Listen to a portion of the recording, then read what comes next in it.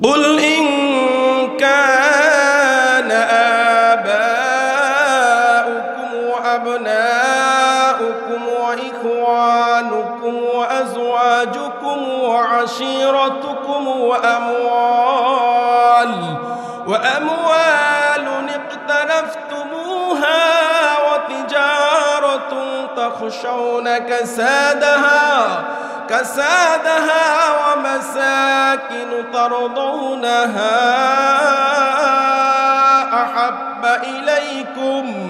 أحب إليكم من الله ورسوله وجهاد في سبيله فتربصوا حتى يأتي الله بأمره والله لا يهدي القوم الفاسقين।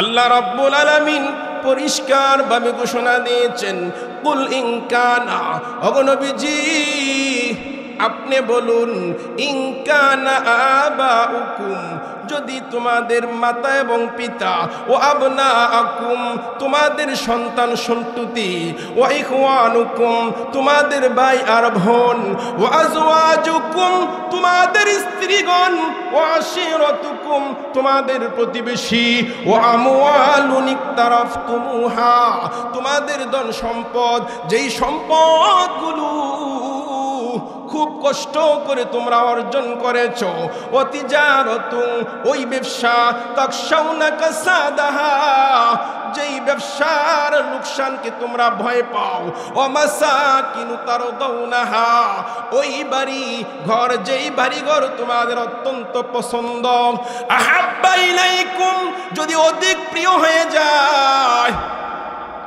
আহাব্বা ইলাইকুম যদি তোমাদের কাছে তোমাদের মার বাবা, ভাই আর বোন, সন্তান আর সন্ততি, তোমাদের প্রতিবেশী, তোমাদের স্ত্রীগণ, তোমাদের মাল আর ধন আর সম্পদ, ব্যবসার মাল, বাড়িঘর যদি তোমাদের নিকটে অধিক প্রিয় হয়, কার থেকে? মিনাল্লাহ ওয়া রাসূল, মিনাল্লাহি ওয়া রাসূলিহি আল্লাহ এবং আল্লাহ রসুলের থেকে যদি তোমাদের নিকটে এই সমস্ত দুনিয়ার আসবাব, দুনিয়ার সম্পদ, দুনিয়ার বাড়িঘর, দুনিয়ার মানুষগুলি যদি তোমাদের নিকটে বেশি প্রিয় হয়ে যায়, হাত্তা আল্লাহ রব্বুল আলামিন বলেন ওয়াজিহাদিন ফি সাবিলিহি, আল্লাহর রাসূল থেকে, ওয়াজিহাদিন ফি সাবিলিহি আল্লাহর রাস্তায় জিহাদ করা থেকে, ফাতারাব্বাসু অপেক্ষা করো, হাত্তা ইয়াতি আল্লাহু বিআমরি আল্লাহর পক্ষ থেকে শাস্তির জন্য তোমরা অপেক্ষা করতে থাকো। জন্ম আমার নবীর যুগে হলে কেমন হতো, জন্ম আমার নবীর যুগে হলে কেমন হতো, দুনয়নে রসূল পাক দেখিলে কেমন হতো, দুনয়নে রসূল পাক দেখিলে কেমন হতো, জন্ম আমার নবীর যুগে হলে কেমন হতো, জন্ম আমার নবীর যুগে হলে কেমন হতো। কেমন হতো? সুবহানাল্লাহ বলতেন না? কেমন হতো? আসতো বেশে হজরতে বেলালের মধুর আযান, যে আজানে ছিল এমন প্রেম মুগ্ধ রহমান। আল্লাহু আকবার বলেন। আসতো বেশে হজরতে বেলালের মধুর আযান, যে জানে ছিল এমন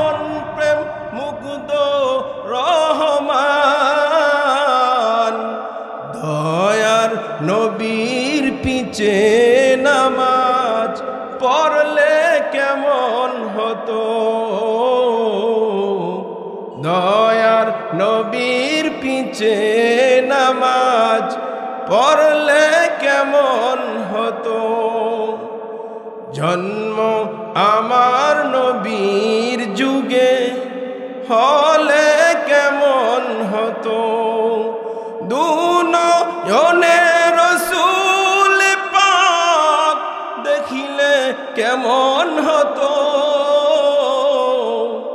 দুনয়নে রসূল পাক দেখিলে কেমন হতো, জন্ম আমার নবীর যুগে হলে কেমন হতো। আল্লাহ পাক যেন আমাদেরকে কবুল ও মঞ্জুর করেন, আমিন। আর জোরে বলেন আমিন। আমি যে আয়াতে কারিমা আপনাদের সামনে তেলাওয়াত করেছি, মহান আল্লাহ রব্বুল আলামিন সেই আয়াতে বলেছেন, শোনো, তোমরা তো নবীর যুগ পাও নাই, সাহাবি হতে পারো নাই, সাহাবির যুগ পাও নাই, তাবিন হতে পারো নাই, তাবি হতে পারো নাই, ঠিক তেমনি ভাবে আল্লাহর রসুল আর আল্লাহর রসুলকে যদি তোমরা মানো, অনুসরণ করো, তাহলে আমি আল্লাহ ওয়াদা দিলাম সূরাতুন নিসার 69 নম্বর আয়াতে, তোমাদের অনুসরণ যদি আল্লাহর রসুলের পুরাপুরি অনুসরণ হয়, আমি আল্লাহ তোমাদেরকে সেই নবী এবং রসুল আল্লাহর নিয়ামত প্রাপ্ত বান্দাদের সঙ্গে হাসরের ময়দানে উঠাবো। আর জোরে বলবেন না? আর জোরে বলবেন না? আমার আজকের তেলাওয়াতকৃত আয়াতে আল্লাহ পাক বলেন, وَمَن يُطِعِ اللَّهَ وَالرَّسُولَ فَأُولَئِكَ مَعَ الَّذِينَ أَنْعَمَ اللَّهُ عَلَيْهِم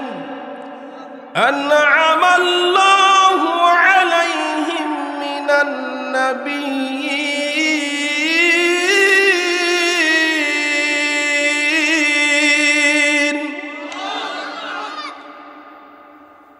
রব্বুল আলামিন বলেন, وَمَن يُطِعِ اللَّهَ وَالرَّسُولَ, যারা নাকি আমি আল্লাহ আমার রসুলের অনুসরণ করবে, আনুগত্য করবে,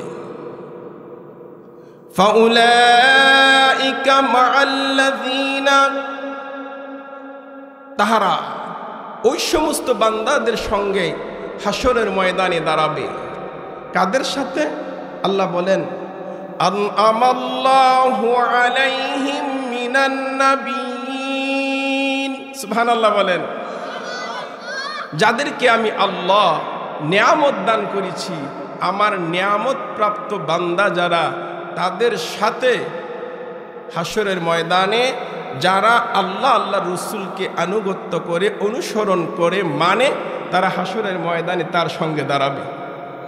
সুবহানাল্লাহ বলবেন না? আল্লাহ পাকের নিয়ামত প্রাপ্ত বান্দা কারা? আল্লাহ পাক বলেন 4 শ্রেণীর লোক আল্লাহ পাকের নিয়ামত প্রাপ্ত বান্দা। কয় শ্রেণীর? আর জোরে বলেন।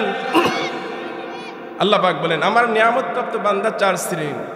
1, মিনান নাবিয়িনা ওয়াস-সিদ্দিকিনা ওয়াশ-শুহাদা'i ওয়াস-সালিহিন ওয়া হাসুনা উলাইকা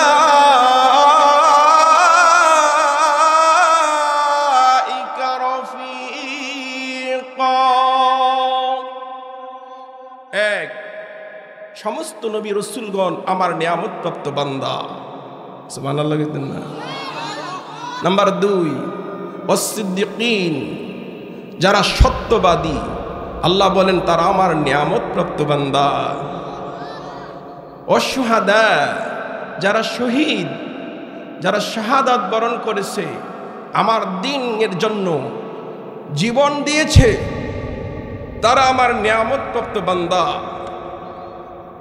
শেষে আল্লাহ পাক বলেছেন ওয়াস-সালিহিন, নেককার যারা তারা আমার নিয়ামত প্রাপ্ত বান্দা। তাহলে 1 নাম্বার নবী এবং রসুলগণ, 2 নাম্বার সিদ্দিকগণ, 3 নাম্বার শহীদগণ, 4 নাম্বার নেককার সালেহিন, আল্লাহর প্রিয় বান্দা যারা, আল্লাহর নিয়ামত প্রাপ্ত বান্দা তারা। সুবহানাল্লাহ ওয়া বিহামদিহি। এই 4 শ্রেণীর লোক হাসরের ময়দানে আল্লাহ পাকের হুকুম যারা মানে, আল্লাহ রসুলের অনুসরণ যারা করে, আল্লাহ পাক বলেন এই 4 শ্রেণীর লোকের সাথে অনুকরণ যারা করবে, আমি আল্লাহর হুকুম আর আল্লাহ আমার রসুলের তরিকাকে 4 শ্রেণীর লোকের সাথে হাসরের ময়দানে আমি আল্লাহ দাঁড় করাই দিব। আপনারা চান কিনা? চান কিনা? আল্লাহ কবুল করে বলেন আমিন। আল্লাহু আকবার। এই আয়াতের শানে নুজুল হযরত সাওবান রাদিয়াল্লাহু তাআলা আনহু, রাসূল আরবি সাল্লাল্লাহু আলাইহি সাল্লামের একজন সাহাবী, নবীজির দরবারে গেলেন, গিয়ে মনটা খুব মলিন, চেহারাটা ফ্যাকাশে হয়ে গেল, খুব মনের মধ্যে কষ্ট, চেহারার মধ্যে একটা কষ্টের ছাপ, মনে হয় যেন পাহাড় পরিমাণ কষ্ট তার মাথার উপরে চাপা পড়ে আছে। এমন দুঃখ বারাক্রান্ত মন নিয়ে হযরত সাওবান রাদিয়াল্লাহু তাআলা আনহু আল্লাহর নবীর সামনে হাজির। তখন আল্লাহর রাসূল এই সাওবান রাদিয়াল্লাহু তাআলা আনহুকে জিজ্ঞাসা করলেন, সাওবান, তোমার এই হালাত কেন? তোমার এই অবস্থা কেন? তোমার মনে এত কষ্ট, তোমার চেহারার মধ্যে এত চিন্তার ভাঁজ কেন? কি হয়েছে তোমার? মনে হয় যেন তোমার উপরে আসমান পরিমাণ একটা ভারী জিনিস, পাহাড় পরিমাণ দুঃখ কষ্ট মনে হয় তোমার মনে। কি হলো তোমার? এই অবস্থা কেন তোমার? আল্লাহর রাসূল যখন এই কথা বললেন, তখন সাহাবী হযরত সাওবান রাদিয়াল্লাহু তাআলা আনহু বললেন, ওগো আল্লাহর নবী, বিশ্ব নবী, রাহমাতুল লিল আলামিন, আমার মনের ভিতরে একটা কথা জাগলো। ইয়া রাসূলুল্লাহ, ইয়া হাবিবাল্লাহ, একটা কথা আমার মনের ভিতরে জাগেছে। সেই কথাটা হলো, ওগো নবীজি, আপনি যখন পৃথিবী থেকে বিদায় হয়ে যাবেন, বিদায় হয়ে যাওয়ার পরে আমাদের পৃথিবীতে বেঁচে থাকাটা বড় কষ্টকর হবে, বড়ই কষ্টকর হবে। আপনাকে ছাড়া আমরা কোনোদিন বাঁচতে পারবো না। ওগো আল্লাহর নবী, মনের মধ্যে যখন দুঃখ লাগে, কষ্ট লাগে গো নবীজি, মনের দুঃখ আর কষ্ট নিবারণ করার জন্য বাড়ি থেকে যখন আপনার দরবারে চলে আসি, ওগো নবীজি, আপনার দরবারে এসে যখন আপনার নুরানি চেহারা মুবারকের দিকে তাকাই, আপনার চেহারা মুবারক দেখার সঙ্গে সঙ্গে আমাদের মনের সমস্ত দুঃখ কষ্ট মুহূর্তের মধ্যে দূর হয়ে যায়। ইয়া রাসূলুল্লাহ, ইয়া হাবিবাল্লাহ, ওগো আল্লাহর নবী, এখন মনের মধ্যে আসলো, যদি পৃথিবী থেকে আপনি বিদায় হয়ে যান, আমরা কার দরবারে যাব? কার নুরানি চেহারা দেখে দেখে মনের দুঃখ দূর করব? এই কথা বলার পরে আল্লাহর নবী, বিশ্ব নবী, রাহমাতুল লিল আলামিন কোনো জবাব দেন না। যেহেতু রাসূল পৃথিবী থেকে বিদায় হয়ে গেলে, সাহাবীরা কার দরবারে যাবে, কিভাবে জীবন যাপন করবে? আল্লাহর নবী কোনো কিছু বলেন না। দীর্ঘক্ষণ চুপ থাকার পরে আল্লাহ রাব্বুল আলামিন আজকের তেলাওয়াতকৃত আয়াত মহান আল্লাহ জিবরাইলের মাধ্যমে নবীর উপরে নাজিল করেছে।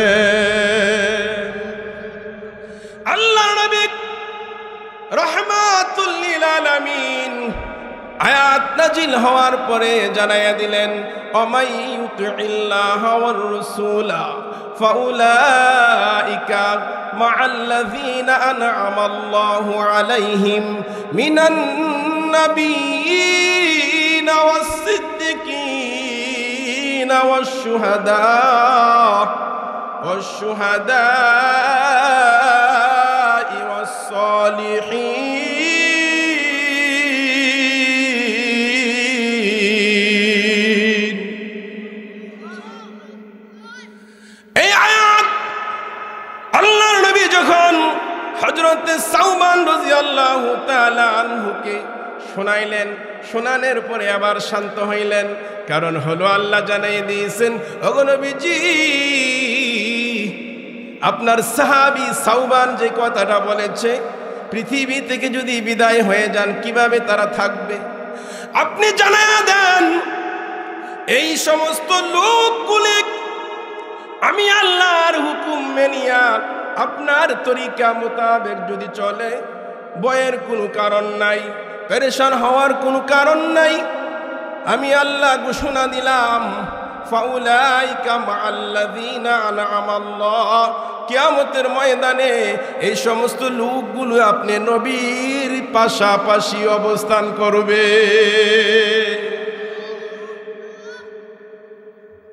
তাহলে আমাদের অনুসরণ করা লাগবে আল্লাহ এবং আল্লাহর রাসূলের হুকুম। কথা বলেন ঠিক কিনা?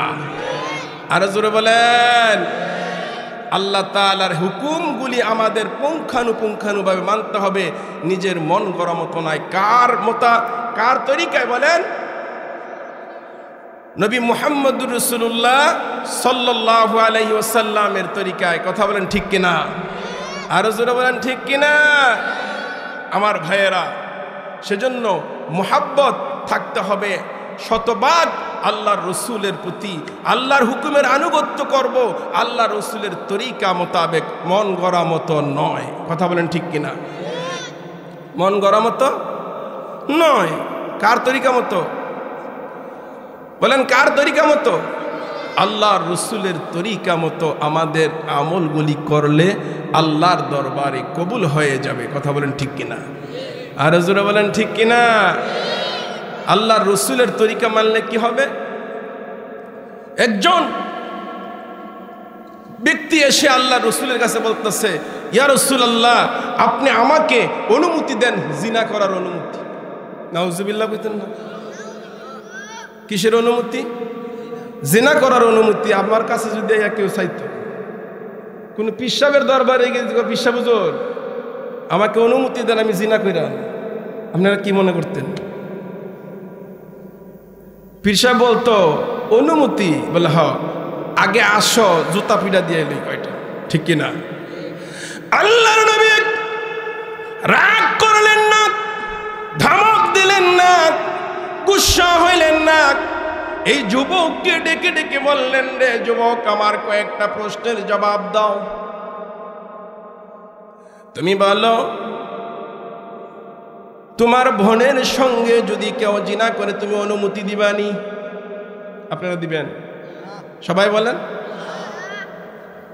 যুবক রে জবাব দাও, তোমার বোনের সঙ্গে যদি কেউ জিনা করে তুমি অনুমতি দিবানি? ইয়া রাসূলুল্লাহ, ইয়া হাবিবাল্লাহ, জীবন যাবে, বোনের সঙ্গে অপকর্ম করার কাউকে এমন পারমিশন দেব না। রে যুবক, এবার বলো, তোমার মার সঙ্গে যদি কেউ জিনা করতে চায় আবার তুমি অনুমতি দিবানি? ইয়া রাসূলুল্লাহ, ইয়া হাবিবাল্লাহ, নবীজি গো, জীবন থাকতে কোনদিন মার দিকে টেরা তো কি কেউ তাকাবে? আমি বরদাস্ত করব না। অনুমতি তো দূরের কথা, কল্লা দ্বিখণ্ডিত করে ফেলব। রে যুবক, এবার বলো, তোমার মেয়ের সঙ্গে যদি কেউ জিনা করতে চায় তুমি অনুমতি দিবানি?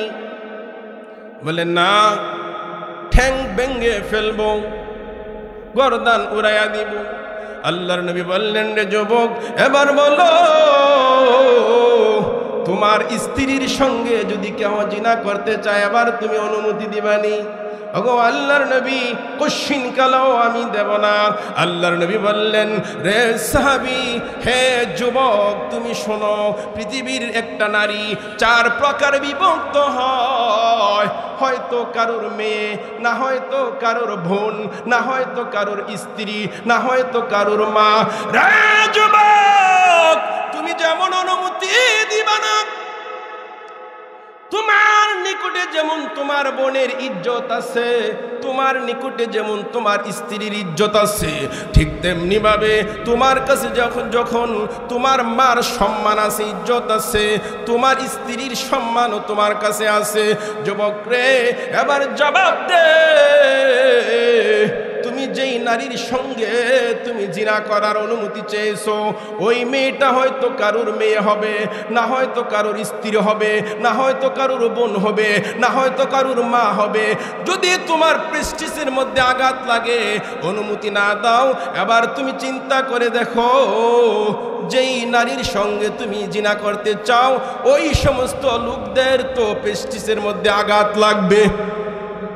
কথা বলেন, লাগবে কিনা? তাহলে কেমন করে তুমি জিনার অনুমতি চাও? এবার যুবকটা আল্লাহ রাসূল সাল্লাল্লাহু আলাইহি ওয়াসাল্লামের কদম মুবারক জড়ে বলে, ওগো নবীজি, এত সুন্দর কথা আমার জিন্দেগিতে আমাকে কেউ বলে নাই। তওবা করেছি, বাকি জিন্দেগিতে আর কোনোদিন আমি জিনা করব না।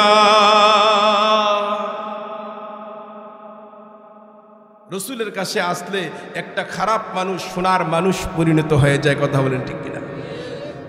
চোর আসলে ভালো হয়ে যায়, দুর্নীতিবাজ আসলে সাধু হয়ে যায়। আল্লাহর রসুলকে মহান আল্লাহ রব্বুল আলামিন পাঠিয়েছেন, নবী গো, আপনার অনুসরণ করা মানে আমি আল্লাহ রব্বুল আলামিনের হুকুম মানা। ঠিক কিনা? আরো জোরে বলেন, ঠিক কিনা? সেজন্য আল্লাহ রসুলের আনুগত্য সর্বহালাতে করতে হবে। আমার জীবনের চেয়ে, আমার সন্তানাদি, আমার বাড়িঘর, আমার ক্ষেত খামার, আমার ব্যবসা বাণিজ্য, আমার স্ত্রী পুত্র, আমার মা, আমার বাবা, পৃথিবীর সমস্ত মানুষ থেকে যতক্ষণ পর্যন্ত আল্লাহর নবীকে মোহাব্বত না করা হবে, ততক্ষণ পর্যন্ত একটা মানুষ পূর্ণ মুমিন হবে না। পূর্ণ, কথা বলেন। খলিফাতুল মুসলিমিন যখন ইসলাম কবুল করেন নাই, এর আগের কথা আল্লাহর রসুলের দরবারে এসে বলতেছেন, ইয়া রাসূলুল্লাহ, ইয়া হাবিবাল্লাহ,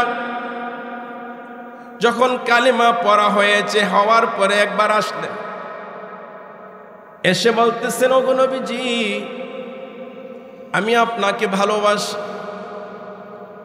সরাসরি হযরতে ওমর রাদিয়াল্লাহু তাআলা আনহু আল্লাহর রসুলকে বলেছেন, ইয়া রাসূলুল্লাহ, আমি আপনাকে ভালোবাসি। সুবহানাল্লাহ কইতেন না? কত মধুর একটা কথা।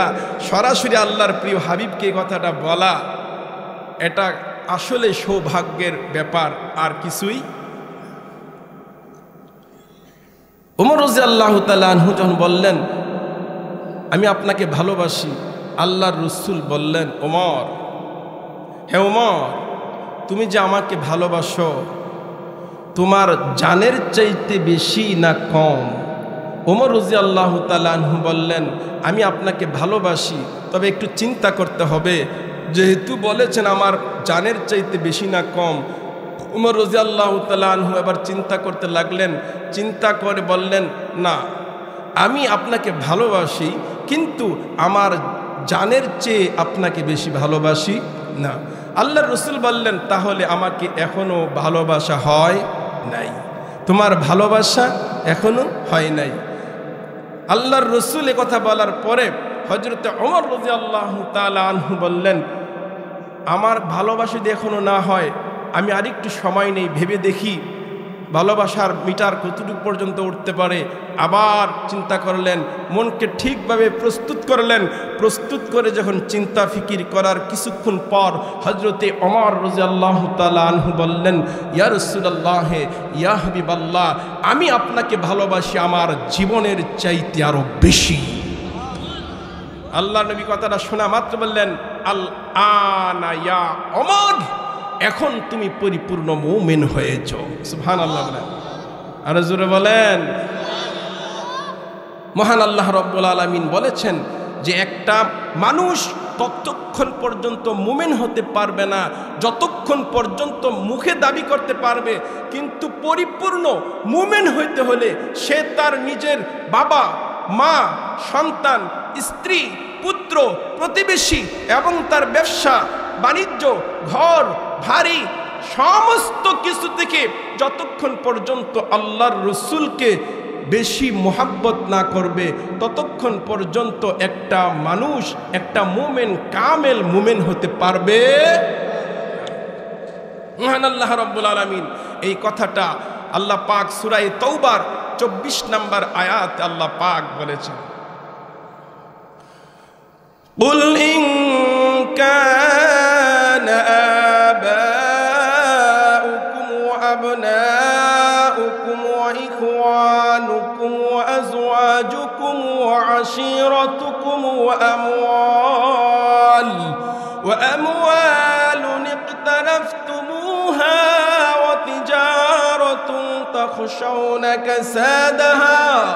كسادها ومساكن ترضونها أحب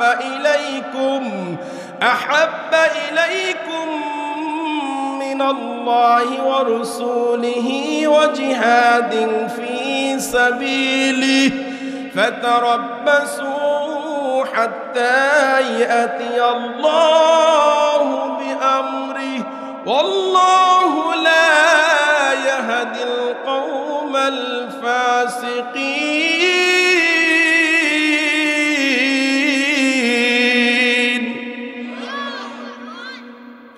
আল্লাহ রাব্বুল আলামিন পরিষ্কার ভাবে ঘোষণা দিয়েছেন, কুল ইন কানা, ওগো নবীজি আপনি বলুন, ইন কানা আবাউকুম, যদি তোমাদের মাতা এবং পিতা, ও আবনাআকুম তোমাদের সন্তান সন্ততি, ও ইখওয়ানুকুম তোমাদের ভাই আর বোন, ও আজওয়াজুকুম তোমাদের স্ত্রীগণ, ও আশীরাতুকুম তোমাদের প্রতিবেশী, ও আমওয়ালুন ইqtaraftumuha তোমাদের ধন সম্পদ, যেই সম্পদগুলো খুব কষ্ট করে তোমরা অর্জন করেছো, ও তিজারাতুন ওই ব্যবসা, তাখশাউনা কাসাদাহা যেই ব্যবসার লোকসানকে তোমরা ভয় পাও, ও মাসাকিনু তারদাউনাহা ওই বাড়ি ঘর, যেই বাড়ি ঘর তোমাদের অত্যন্ত পছন্দ, আহাব্বা ইলাইকুম যদি অধিক প্রিয় হয়ে যায়,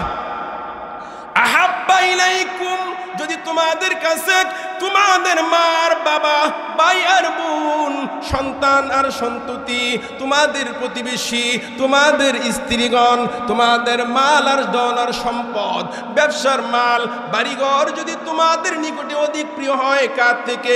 মিনাল্লাহ ওয়া রাসূল, মিনাল্লাহি ওয়া রাসূলিহি আল্লাহ এবং আল্লাহ রসুলের থেকে যদি তোমাদের নিকটে এই সমস্ত দুনিয়ার আসবাব, দুনিয়ার সম্পদ, দুনিয়ার বাড়িঘর, দুনিয়ার মানুষগুলি যদি তোমাদের নিকটে বেশি প্রিয় হয়ে যায়, হাত্তা আল্লাহ রব্বুল আলামিন বলেন ওয়া জিহাদিন ফি সাবিলিহি আল্লাহর রসুল থেকে, ওয়া জিহাদিন ফি সাবিলিহি আল্লাহর রাস্তায় জিহাদ করা থেকে,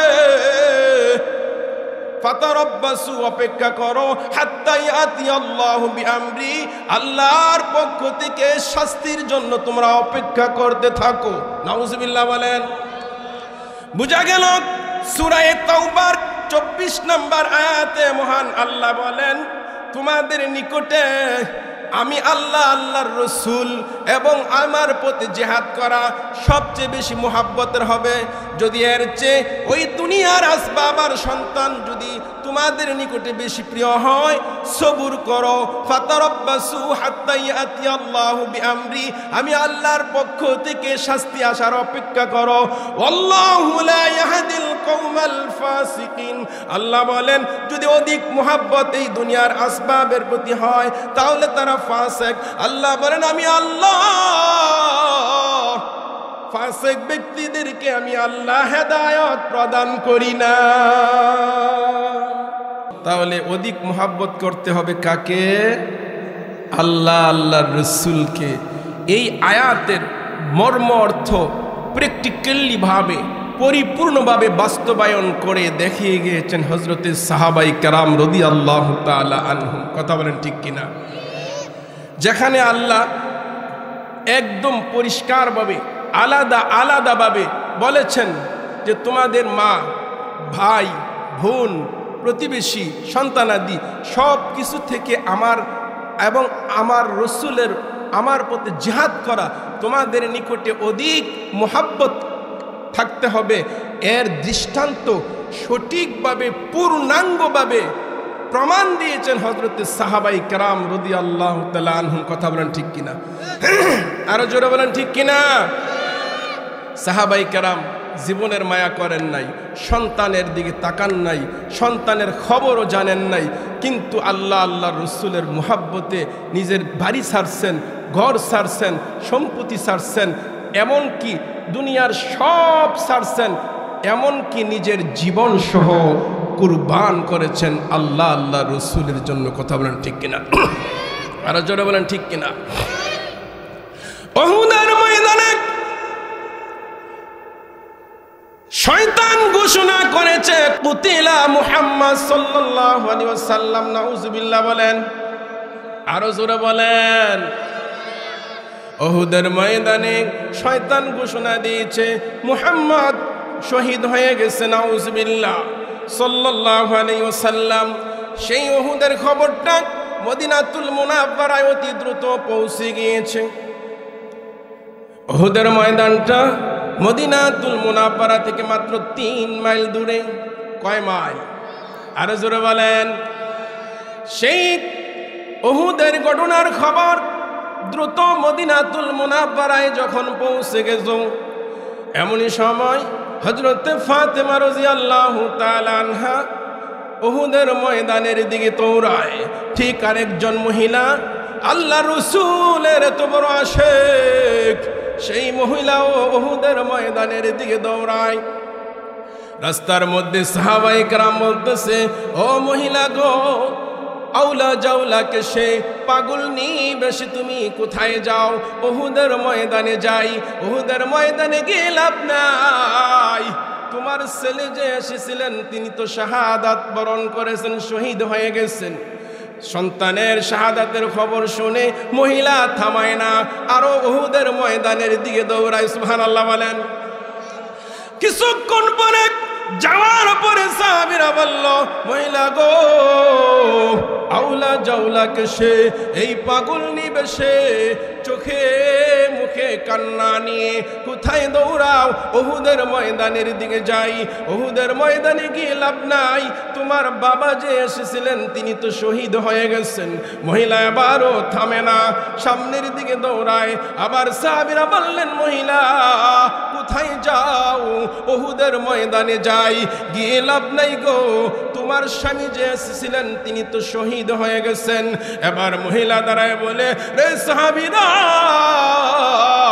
সন্তান শহীদ হয়েছে শুনেছি বাবা শহীদ হয়েছে শুনেছি প্রাণের স্বামী শহীদ হয়েছে শুনেছি কারো শাহাদাতের সংবাদ শুনতে চাই না আমাকে আগে খবর দাও এখনো দিনের নবী উহুদের ময়দানে জিন্দা আসেনি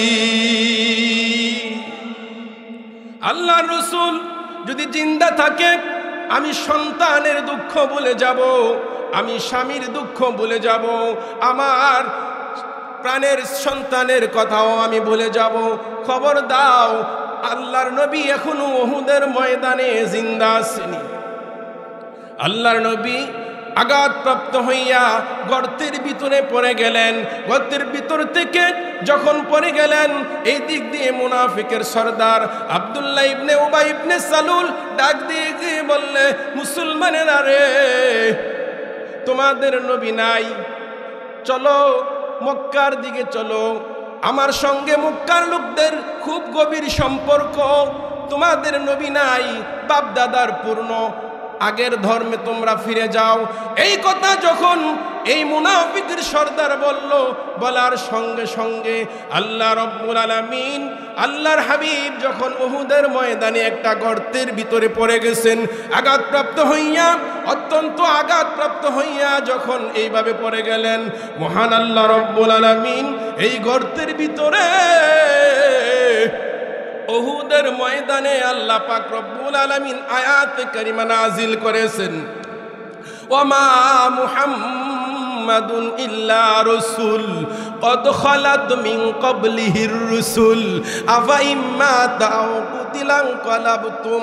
আল্লাহ রব্বুল আলামিন এই আয়াত যখন নাজিল করেছে, সাহাবাই কেরাম যখন উহুদের ময়দানে বিচ্ছিন্ন অবস্থায় ঘোরাফেরা করতেছেন, এই দিক দিয়ে কাফেরের সর্দার বলতেছে, তোমরা আসো আবার পূর্ণ বাপদাদার ধর্মের মধ্যে ফিরে যাও। আল্লাহর রাসূল বলতেছেন, আমি উঠতে পারি না, আমার খুব কষ্ট হয়। এমন তো অবস্থায় আল্লাহ রাসূলের একজন সাহাবী, যার গায়ে ৮০ থেকে ৯৯টা তীরের জখম লাগা, হযরতে তালহা রাদিয়াল্লাহু তাআলা আনহু, তিনি ওনার গায়ে ৮০ থেকে ৯৯টা তরবারির আঘাত।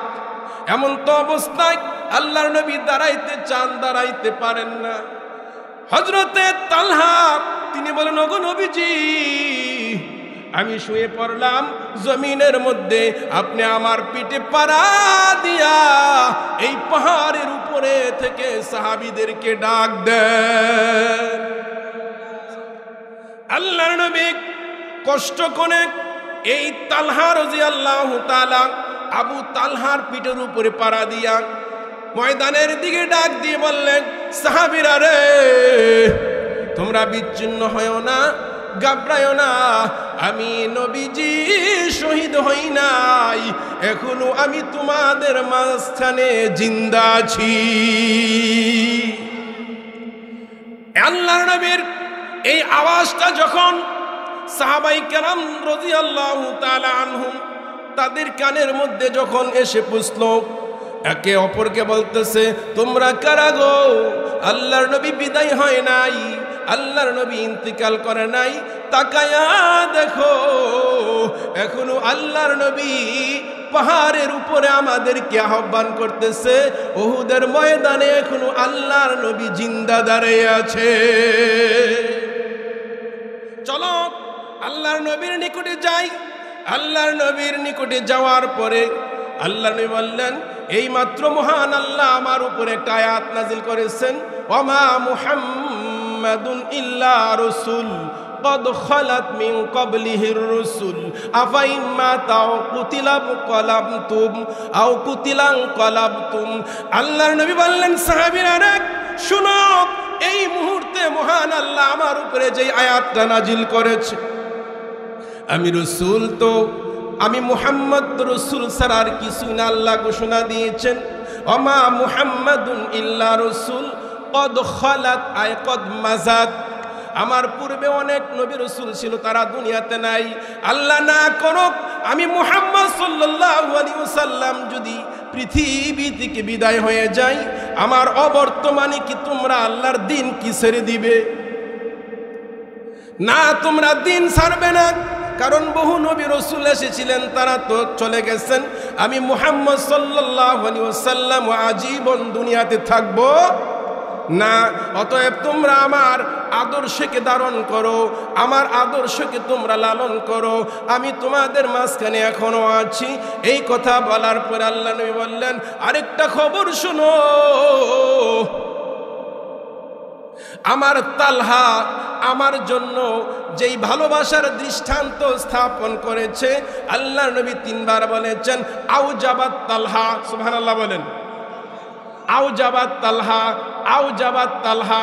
তিনবার নবীজি বলার পরে বলতেছেন, আমার এই তালহার জন্য মহান আল্লাহর তৈরি জান্নাত ওয়াজিব হয়ে গেছে। এত কষ্ট করেছে আমার জন্য, 80 থেকে 99টা তীরের জখম লাগার পরও আমার জন্য বলছে, হুজুর আপনি পাথর উঠতে কষ্ট হয়, আমার পিঠে পাড়া দিয়ে আপনি পাথরের উপরে উঠেন। সুবহানাল্লাহ বলতেন না? এই যে আয়াত, যারা নাকি নিজের জান থেকে বেশি ভালো না বাসবে, পরিপূর্ণ মুমিন হতে পারবে না, তো সাহাবাই কেরাম তারা প্র্যাকটিক্যালি ভাবে বাস্তব প্রমাণ দিয়েছে কিনা? আরো জোরে বলেন, দিয়েছে কিনা? দিয়েছে। তাহলে সাহাবীদের সমান কেউ হতে পারবে না। কেন হতে পারবে না? তারা আল্লাহ আল্লাহ রসুলের জন্য যতটুকু প্রমাণ দেওয়ার ততটুকু প্রমাণ দিয়েছে, যতটুকু ত্যাগ করার ততটুকু ত্যাগ করেছে, যতটুকু কুরবানি করার ততটুকু কুরবানি করেছে।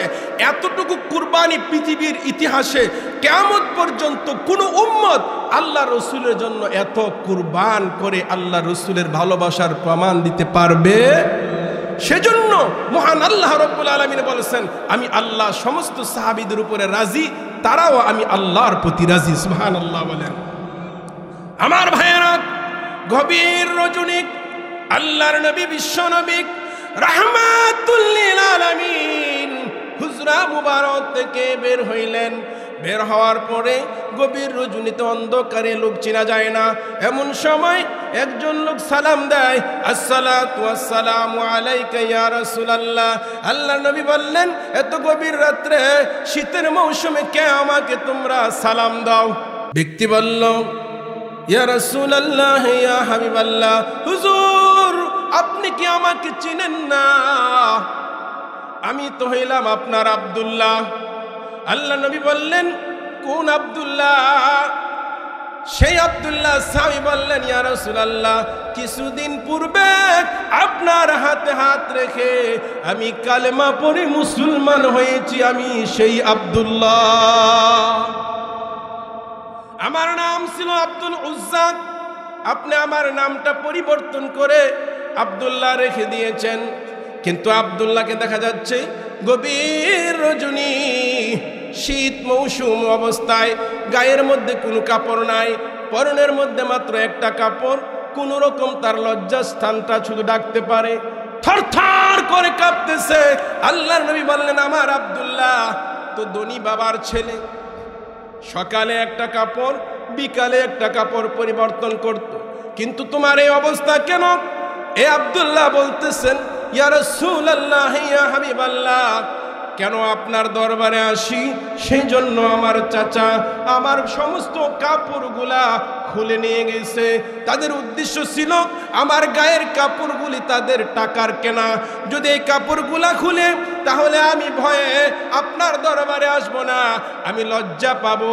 আমি আমার চাচাকে জানাই দিলাম, চাচা কাপড় নিতে পারেন, আমি কাপড় হারাইতে পারি, ইজ্জত হারাইতে পারি, সম্মান হারাইতে পারি, তামাম দুনিয়া হারাইতে পারি, একটা মুহূর্তের জন্য আমি আমার রাসূলের দরবার ছাড়তে পারি না। হুজুর এই অবস্থার ভিতরে আমার গোষ্ঠীর লোকেরা আমার গায়ের সমস্ত কাপড়গুলা খুলে ফেলেছে, খোলার পরে আমাকে উলঙ্গ করে ফেলেছে। নাউজুবিল্লাহ বলেন। আমি আমার চাচার সামনে দাঁড়াইয়া বললাম, চাচা আমার সমস্ত কাপড় আপনি নিতে পারেন, উলঙ্গ হইতে পারি, সম্মান হারাইতে পারি, কিন্তু একটা মুহূর্তের জন্য আমি ঈমান হারা হইতে পারি না। চাচা গো, আমি যদি এই অবস্থায় মৃত্যুবরণ করি, হয়তো দুনিয়ার জীবনে আমার কষ্ট হবে, কিন্তু আমি যদি ঈমান হারা হয়ে যাই, উলঙ্গ অবস্থায় আমাকে দাফন করা হবে, আর উলঙ্গ অবস্থায় আমাকে হাসরের ময়দানে অসংখ্য অগণিত মানুষের সামনে উঠানো হবে। লজ্জায় তখন আমার কোনো কিছু আর বলার থাকবে না। উলঙ্গ অবস্থায় আমাকে টেনে হেঁচড়ে জাহান্নামে নেওয়া হবে। কিন্তু আমি ঈমান নিয়ে গেলে এই দুনিয়ার কষ্ট, দুনিয়ার এই বেইজ্জতি আমার কোনো সমস্যা হবে না। ইয়া রাসূলুল্লাহ, ইয়া হাবিবাল্লাহ, চাচাকে এই কথা বলে মার কাছে গিয়ে বললাম, মা গো, আমাকে একটা কাপড় দেন না, একটা কাপড় দিয়ে আমার লজ্জাস্থানটা ডেকে, কোনো রকম যদি ডেকে আমি আমার আল্লাহর রসুলের দরবারে যেতে পারি, একটা মুহূর্তের জন্য যদি নবীজিকে দেখতে পাই, সমস্ত দুঃখ কষ্ট আমার মন থেকে মুছে যাবে।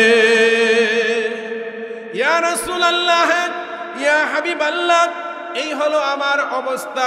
আল্লাহর নবী এই আব্দুল্লাহর করুণ কথা শুনে, করুণ অবস্থা দেখে নবীজির চোখ মুবারক থেকে কান্না শুরু হয়ে গেছে। আর বললেন, আব্দুল্লাহ আয়, আমার ঘরে আয়। নবীজির ঘরে নিলেন, নেওয়ার পরে বললেন, আব্দুল্লাহ দে, আমার ব্যবহারের 2টা কাপড় আমি তোমাকে দিলাম। সুবহানাল্লাহ বলেন। নবীজির ব্যবহারিত 2টা কাপড় সাহাবী আব্দুল্লাহকে দেওয়া, আপনি কি মনে করেছেন? দাম কম না বাড়া? কম না বেশি? দাম কম না বেশি? এবার শুধু আব্দুল্লাহ না, আল্লাহর নবীর 2 খান কাপড় পাওয়ার পরে আব্দুল্লাহর টাইটেলটা বেড়ে গেছে। আব্দুল্লাহ এখন অনেক দামি হয়ে গেছে।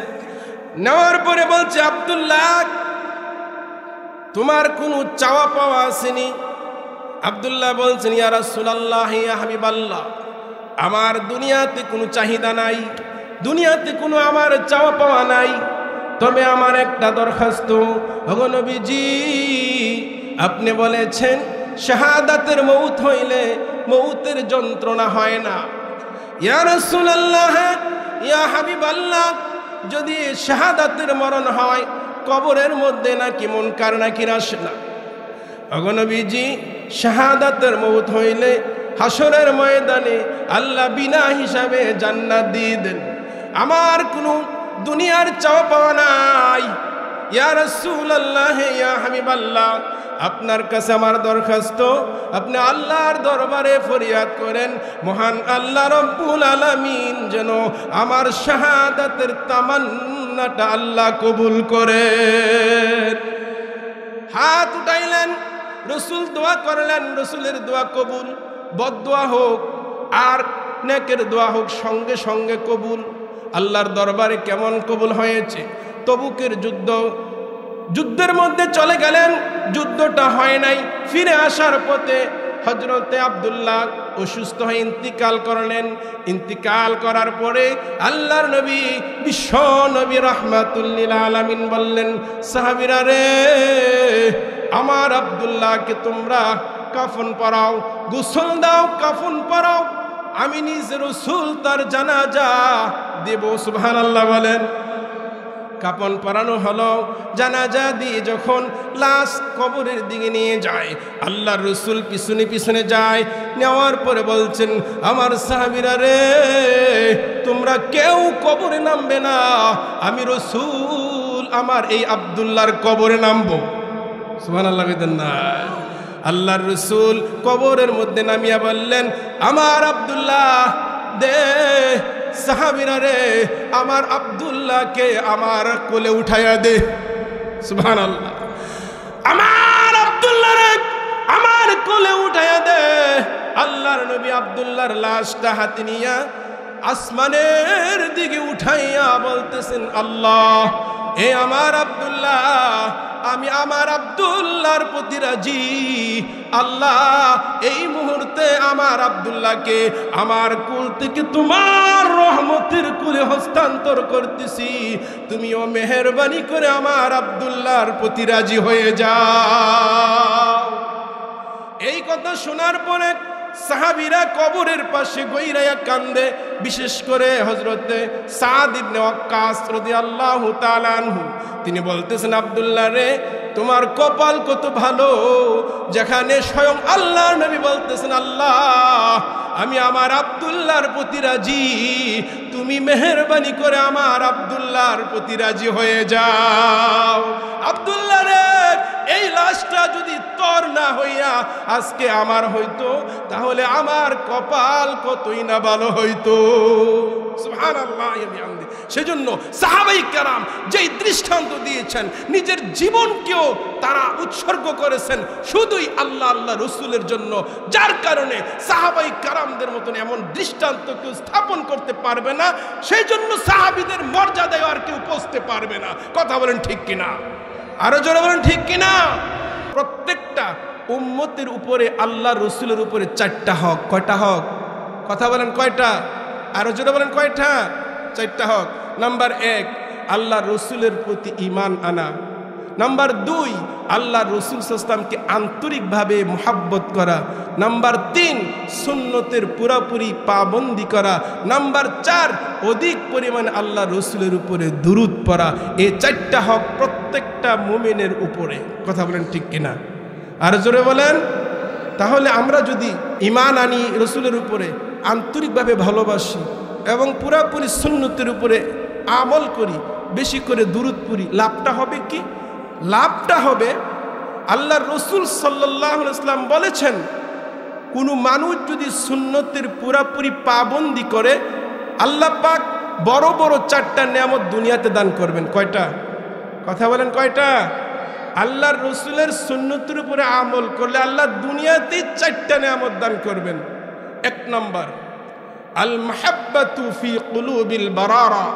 1 নম্বর পুরস্কার আল্লাহ যে দিবেন সুন্নতের উপরে আমল করার কারণে, তা হলো নেককার বান্দাদের দিলের মধ্যে আল্লাহ তার মায়া মোহব্বত বাড়াইয়া দিবেন। 2 নম্বর, আল হাইবাতু ফি কুলুবিল ফাজারা। 2 নম্বর ফায়দা দুনিয়াতে আল্লাহ যেটা দিবেন সেটা হলো বদকারদের ভিতরে এই ব্যক্তির ব্যাপারে আল্লাহ ভীতি সৃষ্টি করে দিবেন। 3 নম্বরটা হলো আসসাআতু ফির রিজকি। মহান আল্লাহ সুন্নতের উপরে আমল করার কারণে মহান আল্লাহ তার রিজিকের মধ্যে বরকত দিয়ে তার জীবনটাকে আল্লাহ উজ্জ্বল করে দিবেন। রিজিক শব্দটা একটা, কিন্তু এটার দ্বারা পৃথিবীর মধ্যে আমার যা প্রয়োজন সবগুলাই রিজিকের ভিতরে শামিল। সেজন্য আসসাআতু ফির রিজক অর্থ হলো আপনার জীবনে যা প্রয়োজন সুন্নতের উপরে আমল করার কারণে মহান আল্লাহ সমস্ত হাজত আল্লাহ পুরা করে দিবেন। নাম্বার 4, যে পুরস্কারটা আল্লাহ দুনিয়াতে দিবেন, আসসাকাতু ফিদ্দিন। যে ব্যক্তি সুন্নতের উপরে আমল করবে মহান আল্লাহ তাকে দ্বীনের উপর ইস্তেকামাত রাখবেন। আল্লাহ পাক তাকে দ্বীনের উপরে দায়েম ও কায়েম রাখবেন। মহান আল্লাহ যেন আমাদের সকলকে সঠিকভাবে বুঝবার ও আমল করার তৌফিক নসিব করেন। আরো জোরে বলেন আমিন। ওয়া আখিরু দাওয়ানা আলহামদুলিল্লাহি রাব্বিল আলামিন।